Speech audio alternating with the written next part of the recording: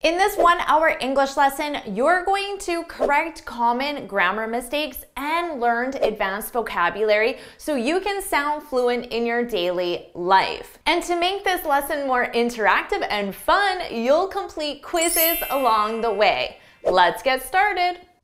First, let's talk about how to correctly use the verbs recommend, suggest, and advise, because I hear mistakes with these three verbs every single day. Now make sure you watch right to the end because I'm also going to share how to use explain, because it's a little bit different, but it's very important that you learn that too, because I hear that mistake every day with my students. So let's say you're at a restaurant, you're looking through the menu, and then you ask your server, what would you recommend me? Or you're discussing a problem with your boss and you ask, what would you suggest me? What do you think about these sentences? Are these sentences grammatically correct or incorrect? What do you think? Well, these sentences are wrong. You can't say, what would you recommend me, suggest me, yet I hear it every single day. In fact, I hear this so much from students that it's starting to sound normal just because I hear it every single day, and I have to remember that's not correct. And the reason why this is incorrect is because the sentence structure is incorrect. Following the verb recommend, suggest, we do not want an object pronoun. Me is an object pronoun. The good news is there's a very easy way to fix this. Just don't say me. If you're at a restaurant, say, what would you recommend? If you're talking to your boss, say, what do you suggest? That's all you need to do, because grammatically, from a sentence structure, we don't want the object pronoun. Now let's take a look at this example I saw on Youglish. The example is, I recommend you find 150 books. Now this is where students get confused because they see you, I recommend you. So why can't I say, what would you recommend me? Because this you is not an object pronoun. It's tricky because you is both the subject pronoun, I, you, he, she, it, we, they, and you is also the object pronoun, me, you, him, her. But in this sentence, the you is a subject pronoun. Now you'll notice here we have our verb recommend, and then following the verb recommend we have a clause. A clause is a subject, a verb, and an object. I recommend you is the subject, find is the verb, 150 books is the object. Now, in written English, you can use that to connect recommend and the clause. I recommend that. I suggest that. It's optional, and in written English, it's most commonly included, but in spoken English, it's most commonly left out. So based on what I just said, what do you think about this sentence? The doctor suggested me to lose weight. Is this sentence correct or incorrect? What do you think? The doctor suggested me to lose weight. It's wrong. You can't say this because me is an object pronoun and we do have a verb, but the verb isn't even conjugated with anything. It's just in the infinitive form. So remember, we need recommend, suggest, plus a clause. A clause is a subject, a verb, and an object. So how can we fix this sentence? We can say, the doctor recommended that I lose weight.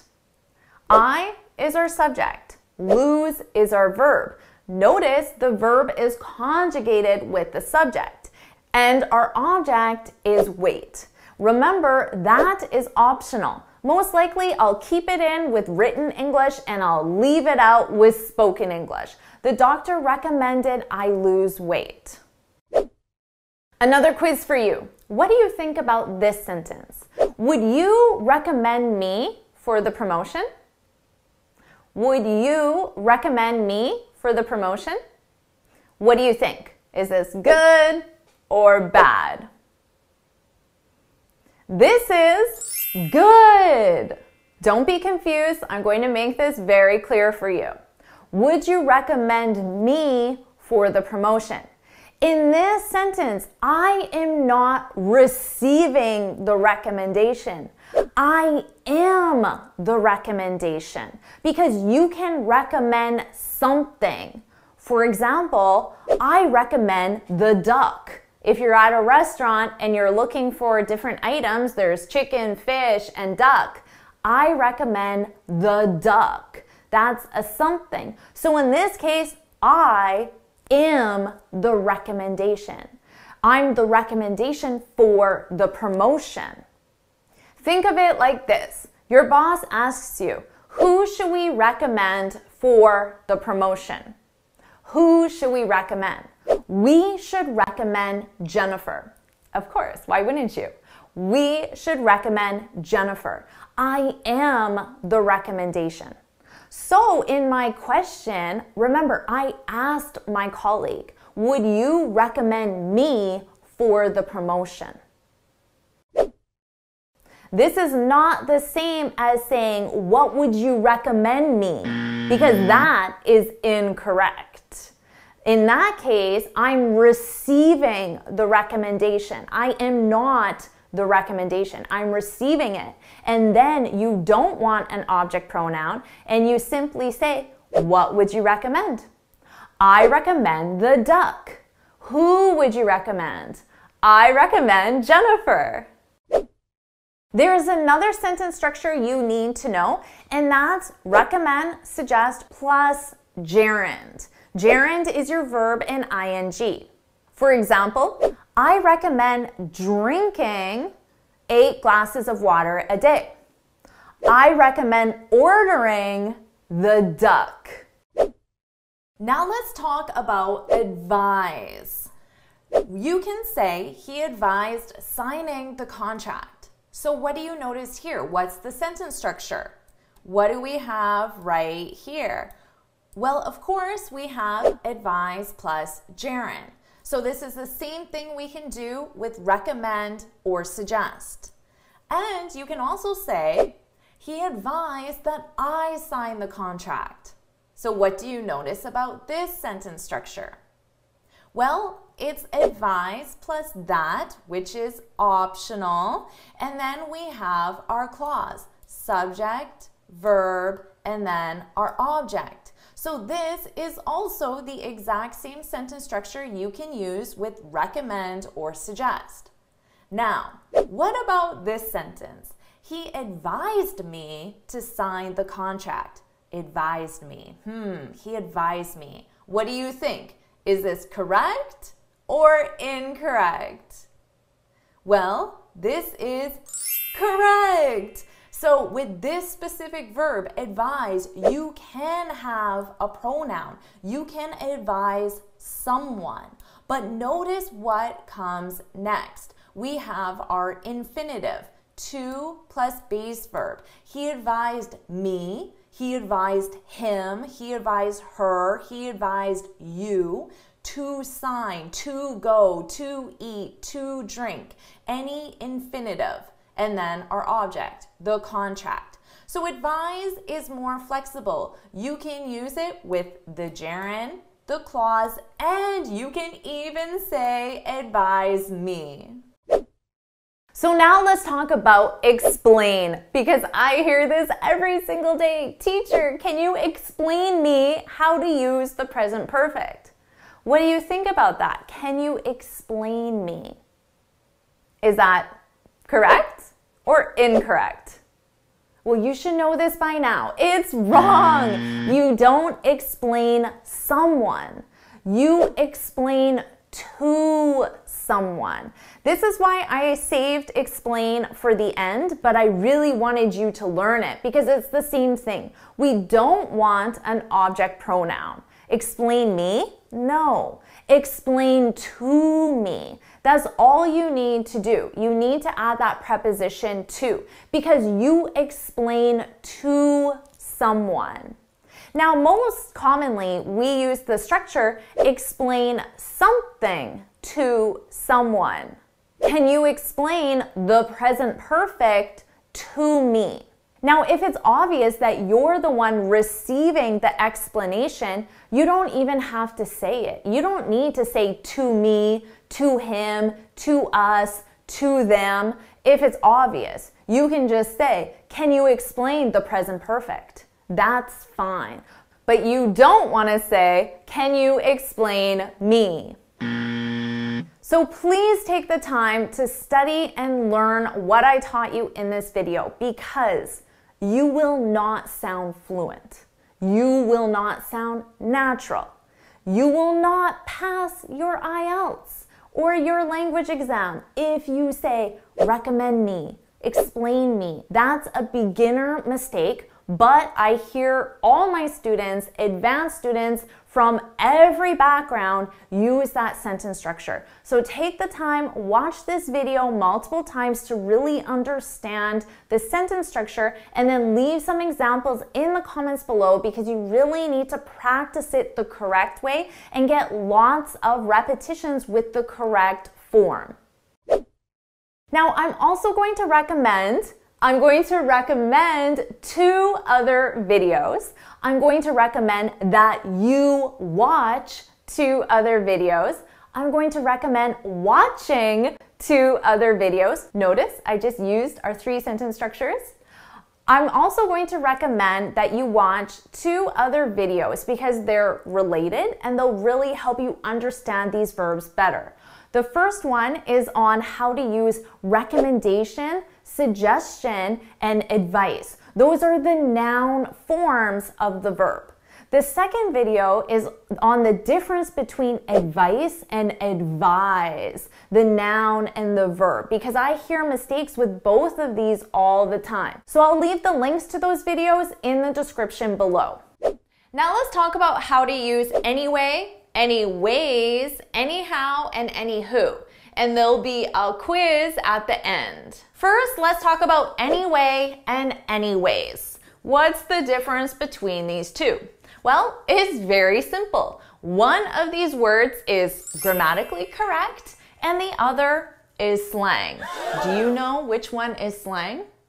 Well, anyways with an S is slang. It doesn't exist in English as a word. This may surprise you because native speakers use anyways all the time. In fact, I would say that anyways with an S is just as common as anyway, even though technically anyways with an S is not a word in English, it's slang.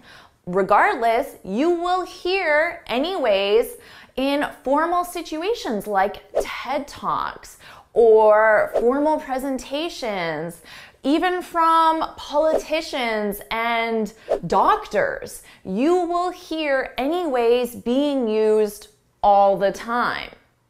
But remember, anyway without the S, anyway is the grammatically correct choice in any situation. Now let's talk about how to use anyway and anyhow. They have the exact same meaning. They're interchangeable, which means you can use anyway or you can use anyhow. It doesn't matter.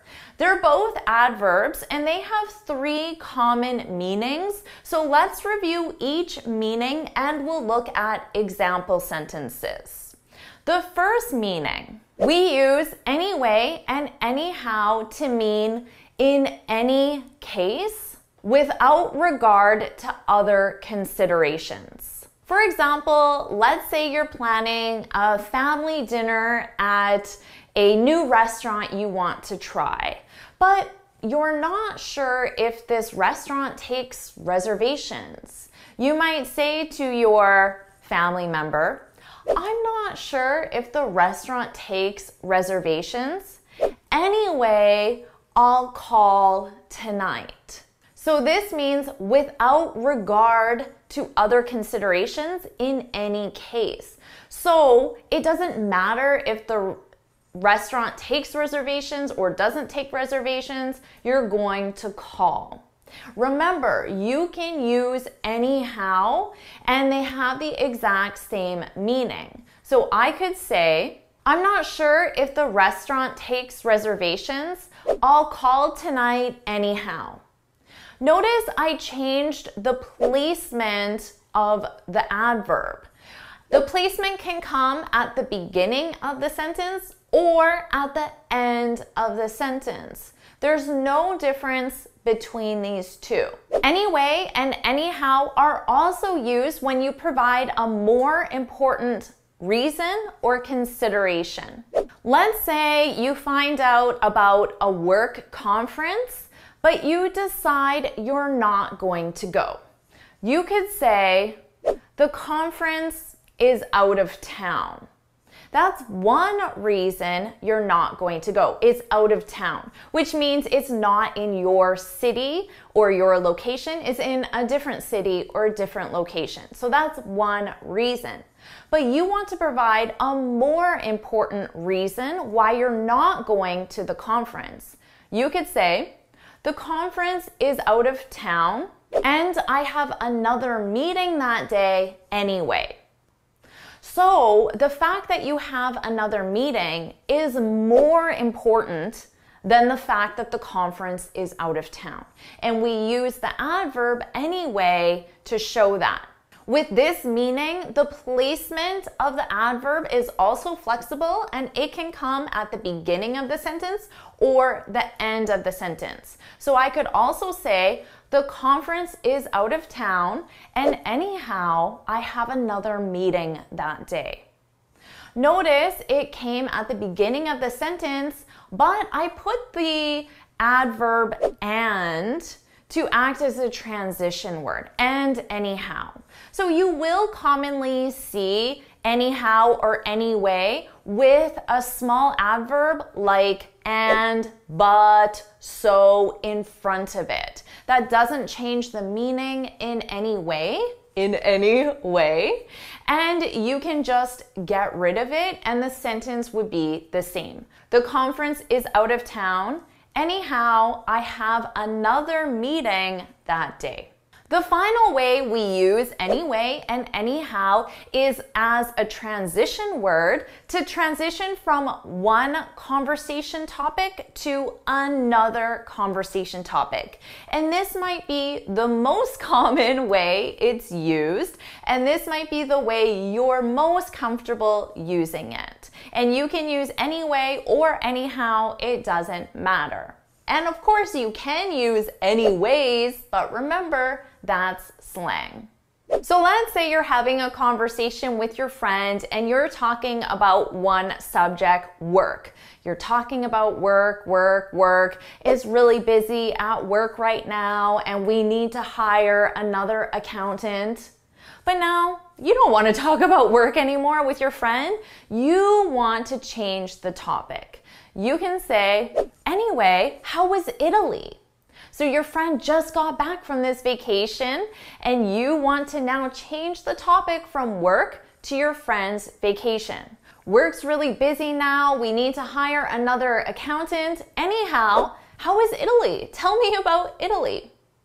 Again, you can use anyway or anyhow, but with this meaning to change conversation topics, we most commonly put the adverb at the beginning of the second sentence. So we don't commonly put it at the end of the sentence. And you can still use another transition word like and, so, but. You're talking about work. We need to hire another accountant. So anyway, and anyway, but anyway, how was Italy? Now finally, let's talk about the difference between anyhow and anywho. Anywho is a slang replacement to anyhow.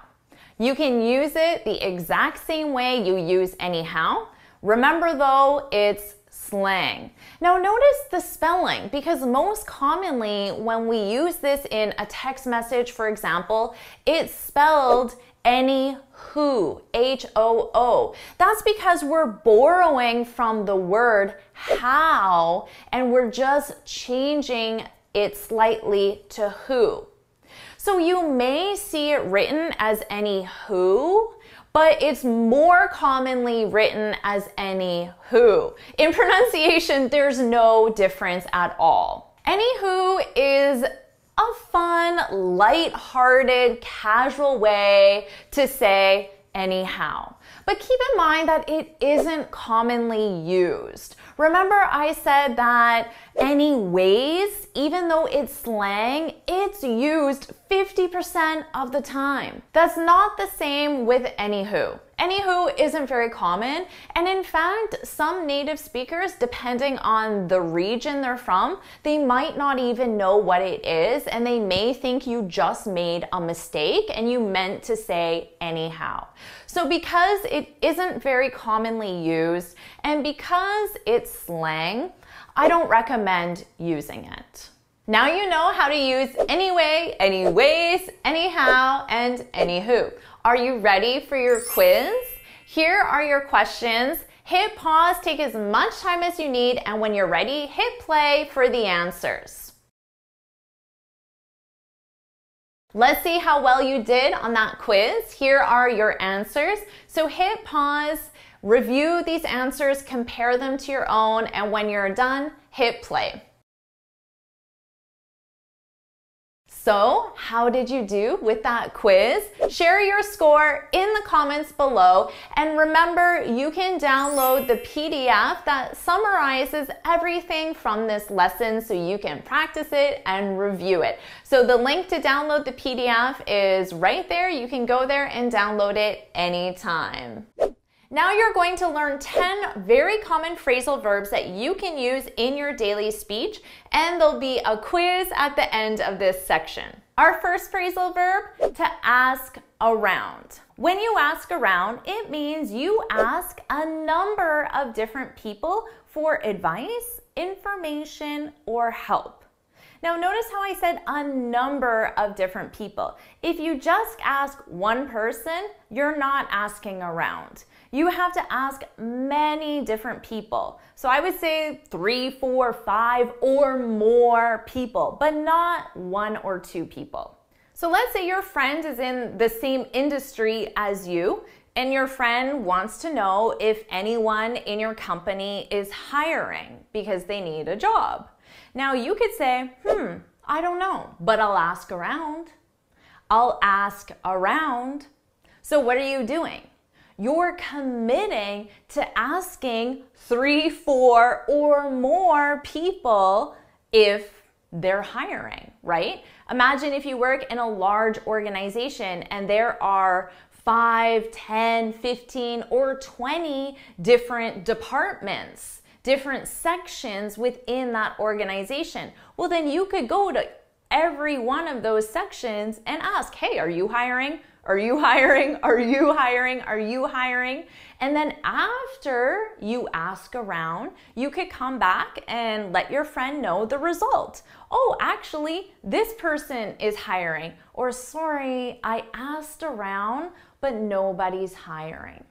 So when you use ask around, your friend knows at least that you asked many different people. You didn't just ask one person, because that wouldn't be very helpful. Unless you worked for a small organization and there's only one person who does the hiring, right? Now, you can ask around for any information or any advice or any help that you need. Our next phrasal verb, to come across something. When you come across something, it means you find it by chance. So by chance, that means accidentally. You weren't looking for it specifically, so you found it accidentally. by chance. You came across it. Now, the it is always a something. It can be an object. So for example, you could say, I came across this antique vase when I was cleaning out my closet. So of course, when you were cleaning out your closet, you weren't looking for an antique vase, right? You just moved all these boxes and all of a sudden, wow, this antique vase. You found it by accident. You came across it. So you can use it for any object. Now, we commonly use this for information. So you might say, oh, I came across this interesting study today. So you can imagine you weren't looking for that particular study. Let's say you were just browsing on social media, or you were browsing on Google, or you were browsing the headlines of the day, and all of a sudden you see a headline for this interesting study. You weren't looking for it on purpose. You came across it. Our next phrasal verb, to blurt out. When you blurt something out, it means you say something without really thinking about it. So often the things that you blurt out, you instantly think, oh, I shouldn't have said that. Why did I blurt that out? So often people will blurt things out when they're nervous, right? Or even when they're angry and they're not really thinking, and then they just say something. They might say something mean, like, you never help me around the house. And then the second you say it, you regret it because you don't actually feel that way. It just came out. You blurted it out. You said it without really thinking about it. So we've all been there. We've all done that. We've all regretted it as well. So this is something you probably don't want to do. You don't want to blurt things out. Our next phrasal verb, to check something or to check someone out. Now, I'm sure you know this phrasal verb in the context of a hotel. You check in and out of a hotel. You check in when you arrive and you check out when you leave, right? Oh, I'm checking out at 5. What time is checkout? But there's another way we're going to use this phrasal verb. Don't get me wrong, check out of a hotel is very useful, but I'm assuming you already know how to use that one. Now, you can also check something out, or you can check someone out. When you check something or someone out, it's when you want to draw someone's attention to something specific. So let's say you're walking down the street and there's this amazing car, a Lamborghini, and you've never seen a Lamborghini in your city before. You would say to your friend, check it out. Check out that Lamborghini. Check that Lamborghini out. And you would probably make some sort of motion, like a pointing in the direction of the car as you say, check it out. Check out that Lamborghini. And what you're doing is you're drawing your friend's attention to something specific. Now remember, you can also check someone out. So let's say a woman is walking down the street and she's wearing the exact same sweater as the friend you're with. You might say, check her out. Check her out. She's wearing the same sweater as you. And again, you would probably point because you want your friend's attention to go to a specific point, right? So it's useful to use your body language to let your friend know where you want them to put their attention. So this is an extremely common phrasal verb. Native speakers use it as a regular part of our vocabulary, and I highly recommend you use it as well. Our next one, to figure out. When you figure something out, it means that you solve a problem. You find a solution to a problem. So this is a very common phrasal verb. We use this a lot when we're looking for the solution. So I could say, I can't figure out how to update this app. Or I can't figure out why This app isn't working. I can't figure out what to do next. So we commonly use this with the WH word, and we commonly use figure out in the negative as well. But you can definitely use figure out in the positive to talk about arriving at a solution. I figured out, so in the past simple, I figured out how to update this app. I finally figured out how to update this app. I finally figured out why this app wasn't working. So you can use it in the positive and is commonly used in the negative. Our next one, calm down. Calm down. Calm down. Everything's all right. You need to calm down.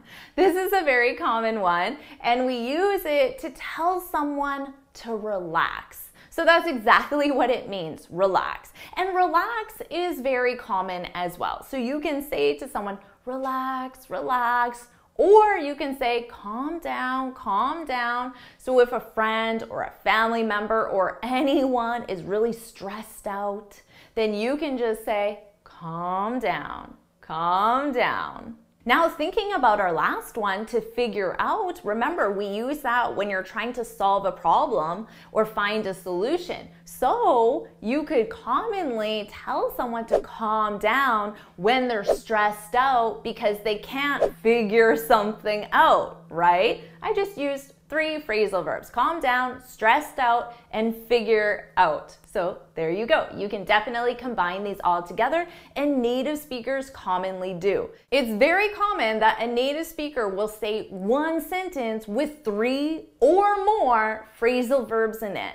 And that's why it's really important for you to get comfortable with them and add them to your vocabulary. Our next phrasal verb, to dress up. When you dress up, it means you wear nicer than normal clothing. Now notice I say nicer than normal because there is no one definition of dress up. Somebody's idea of what nicer than normal clothing is could be very different from someone else's idea, right? So if you normally wear ripped jeans and a t-shirt, and then you wear khaki pants and a button-down shirt, you are dressed up because you're wearing nicer than normal clothing. And your friends would probably say, hey man, why are you dressed up today? Because they know you always wear ripped jeans and a t-shirt. So for them to see you in other clothes, it would be quite surprising, right? So they want to know, hey, why are you dressed up? And of course, there are many times when you dress up, for example, job interviews, weddings, anniversaries, special events, anything like that, you're going to wear nicer than normal clothes. Our next one, to fill up. When you fill something up, it just means to fill something completely. So the up, you can just think of it as 100%. It is filled 100%. Remember back in the day when you would go to a gas station and they would actually pump your gas for you? I mean, maybe in the country you're in, they still pump your gas for you, but in North America, they don't pump your gas for you anymore. You do it yourself. But back in the day, you would go to a gas station, you would roll down your window, and they would ask you, how much? How much gas do you want? Now, one of the most common replies was, fill it up, fill it up. What does that mean? Fill it 100%. So give me as much gas as the car can handle. Fill it up. Our next one, to show up. This is extremely common. It has a simple meaning. It just means to arrive or to appear. So it isn't really that common to say, oh, what time did John arrive to the party? It sounds a little formal, to be honest. I would say, oh, what time did John show up? What time did John show up? What time did John show up to the party? Which is just the exact same thing as saying arrive. It's just a more natural conversational way to say it. And our final phrasal verb, to leave something out. When you leave something out, it means you omit it. You exclude it. You don't include it. So of course, in this video on the top 10 phrasal verbs, there are many phrasal verbs that I left out.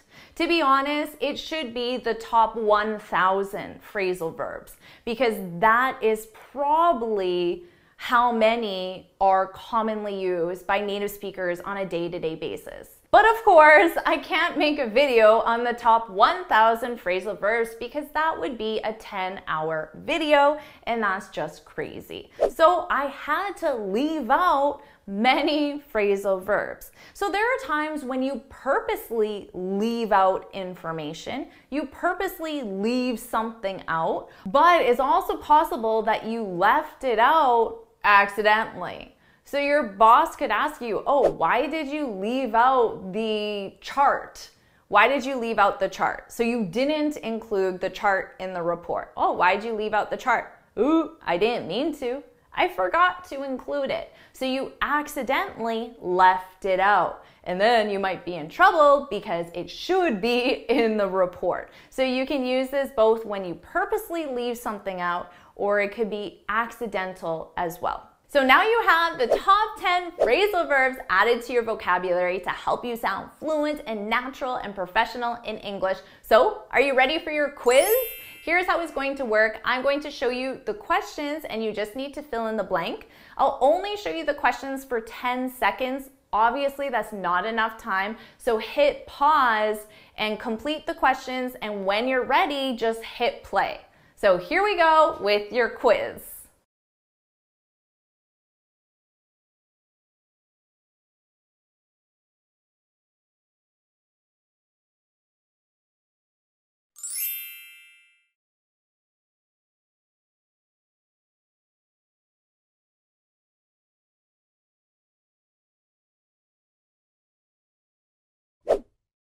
So, how'd you do with the quiz? How many did you get right? Let us know in the comments and also leave some example sentences practicing your 3 favorite phrasal verbs from this lesson. Of course, you can practice all 10 as well, but that's a lot, so I'm just recommending 3. Practice as many as you want in the comments below. Now let's talk about something that I get a lot of questions on, and that's the difference between each, every, and each and every. So each, this refers to an individual object or person, okay? And that's the important part, an individual object or person.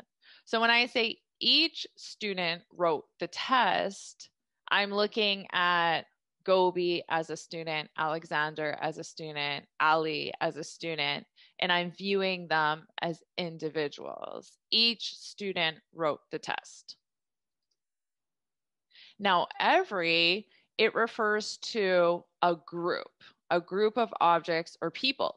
But important to know that that group is viewed as one, okay? So when I say every student wrote the test, I'm imagining that Gobi, Alexander, and Ali are just one group that's made up of 3 individuals. So each, we're referring to it as individual. Every, it's a group. Okay, notice with every here, because it's viewed as one, it's a group, then it's a compound noun. And that's important because notice our noun is singular. Because even though my group has 3 students in it, students, plural, but I'm viewing it as one. So as a compound noun, you want a singular noun. Every student wrote the test. So this is incorrect. As you can see, my spell checker doesn't like it. It wants me to change it to student because with the S, that's incorrect. You can't say that. Now, if you only have 2 objects or 2 people, then you have to use each. You can't use every. Okay, so here I have 2 hands, right? So we can use it objects or people. So I have 2 hands, and I can say, I have a ring on each hand. I can't say I have a ring on every hand because I only have 2 hands, and we don't use every with 2. So just remember that. Each, it has to be 2 objects. Now, you could also, I have a ring on each hand. You can say that, but I could also say I have a ring on both hands.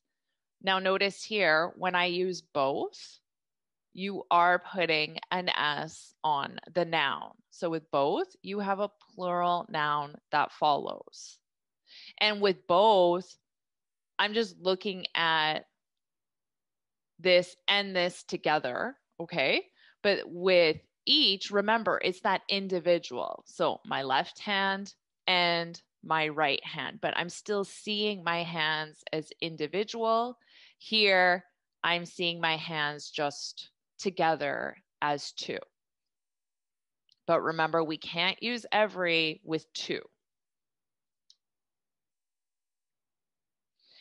So how about this one? She has a ring on every finger. Now notice here, we can say this because we have more than 2 fingers, right? So finger is singular because we're using every, even though it represents 10, or if you want to be a stickler for the rules, then it would be 8 because technically your thumbs aren't fingers. So you can think of it as 8 or 10, whichever you'd like. So in this case, if you have more than 2 objects or people, honestly, you can use each or every. So here, I could also say she has a ring on each finger because I have more than 2 fingers. So in that case, you can use each, you can use every. So if there are 20 students in my class, I could say each student passed the test, every student passed the test, and there's really no difference in these sentences. The choice is yours. Just remember to make it singular. Now, each and every. This is commonly done where we just put them together. Each and every student passed the test. So notice it's still singular. And why would we do this? Why would we put it together? Similar to our last one, it's just used to add emphasis. That's it. So if I say each student passed the test compared to each and every student passed the test, this one, it just sounds way more emphatic. And that's the only difference. Now let's talk about the difference between regarded as and considered. First, let's take a look at these 2 examples. She's regarded as an expert. She's considered an expert. Both of these examples have the exact same meaning. There's no difference at all. And both of them are just used to say you have an opinion on a topic or there's a general consensus on a topic. So when we say she's regarded as an expert, she's considered an expert, we're saying the general consensus is she's an expert. Most people have the opinion that she's an expert. That's what it means. So a very simple meaning, it's a nice advanced expression that you can use to sound more advanced in your speech. But what do you notice about the sentence structure? Well, you might notice that in the first one, we have regarded as. We're using as. She's regarded as an expert. But then with considered, we don't have as. She's considered an expert. So there's that difference in sentence structure. Now, this is actually a mistake that many native speakers make. Many native speakers will say, she's considered as an expert. But you don't need to do that because considered is not a verb that requires as. So there's no reason to include it at all. But remember, you will hear native speakers use it from time to time. My recommendation to you is don't use it because it's not required and it sounds more awkward to have it. But you need to use it with regarded as. You cannot say she's regarded an expert. That sounds very awkward. It's mandatory to have as. She's regarded as an expert. Now, one thing you can do with considered is you can use the verb to be. She's considered to be an expert.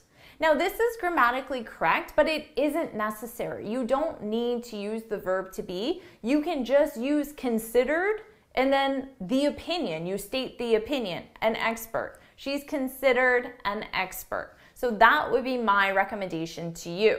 So let's look at an example I saw on Youglish using regarded as. But gossip, celebrity gossip, it's regarded as a distraction. So notice here, we have our opinion, celebrity gossip is a distraction. So you can simply make a statement like that. It sounds more affirmative, like you're stating a fact. So if you want to make it sound like it's not a fact, it's an opinion held by many people, is the general consensus, then you can use regarded as. Celebrity gossip is regarded as a distraction. Many people think that. Many people have the opinion. Now let's look at an example on Youglish using considered. Node.js is considered fast, thanks mostly to Chrome's V8 engine. So notice here, we don't say considered as fast, although remember I said probably about 10 to 20% of native speakers will just use as because they probably are thinking about regarded as and they just use the same pattern, but you don't need it. And it sounds better without it because the verb does not require as grammatically, so there's no point using it. Node.js, which I have no idea what that is, some sort of programming language, I'm going to assume. Do you know what Node.js is? You can let me know in the comments. I don't even know if I'm saying it correctly. Node.js is considered fast.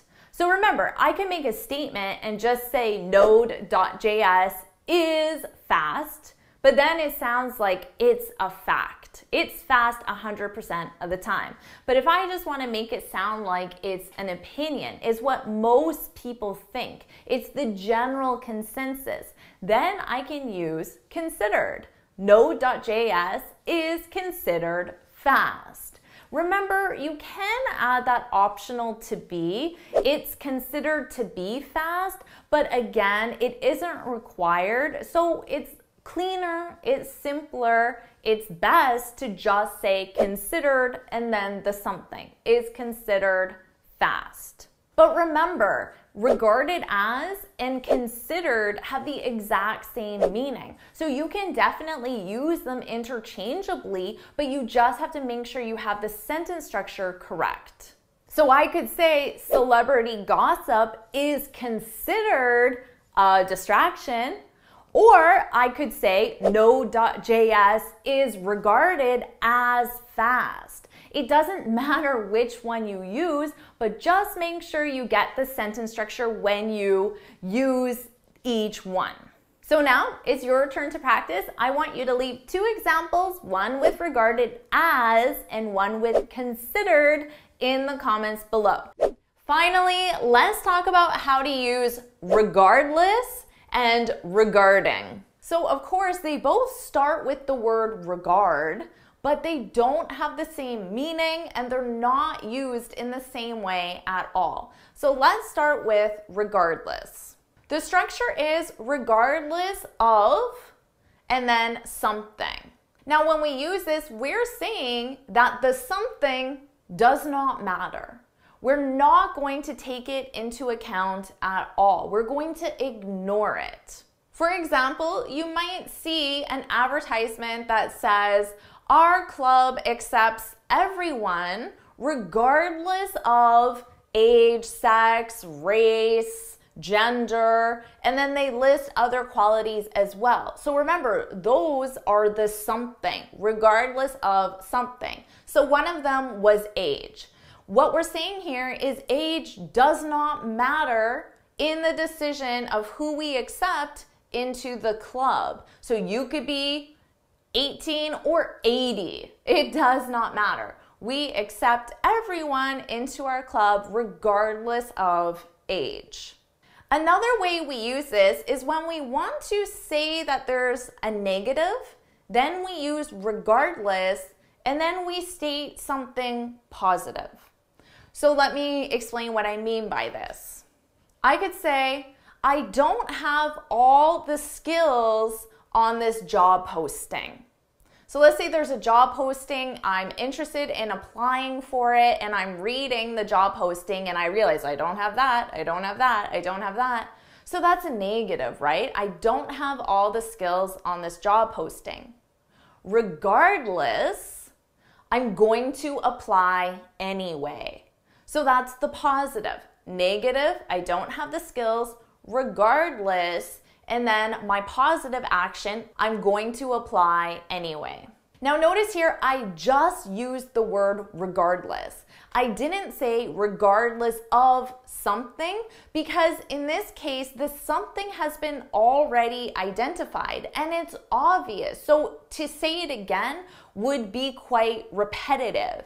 It would be like saying, regardless of the fact that I don't have all the skills, I'm going to apply anyway. That would be very long, very complex, and not necessary at all. So when the something has been already identified, we can use regardless as a transition word to connect a negative idea and then a positive idea, so a contrasting idea. Now let's talk about regarding. Regarding something. That's our sentence structure. Now this means with respect to something or concerning something. So we're identifying the context of what we're talking about when we say regarding something. Now remember, my previous example was our club accepts everyone regardless of age, gender, race, background. Now, imagine that before that information was given, someone asked a question and they said, regarding your application, who does the club accept?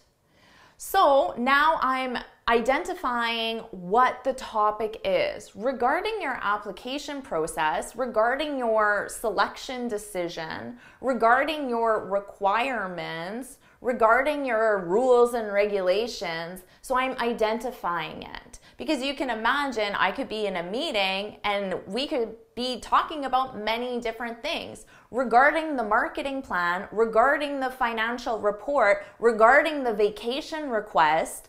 So I use regarding before I identify the subject so everyone knows the context. We commonly use regarding at the very beginning, regarding X, and then you state your information or you ask a question, but we don't have to. We can use regarding in the sentence. So I might say, I have a question regarding your club's policies, or I have a question regarding the marketing report. So notice how I'm using it toward the end of the sentence. So now you know the difference between regardless and regarding. It's your turn to practice. I want you to leave 2 examples in the comments below.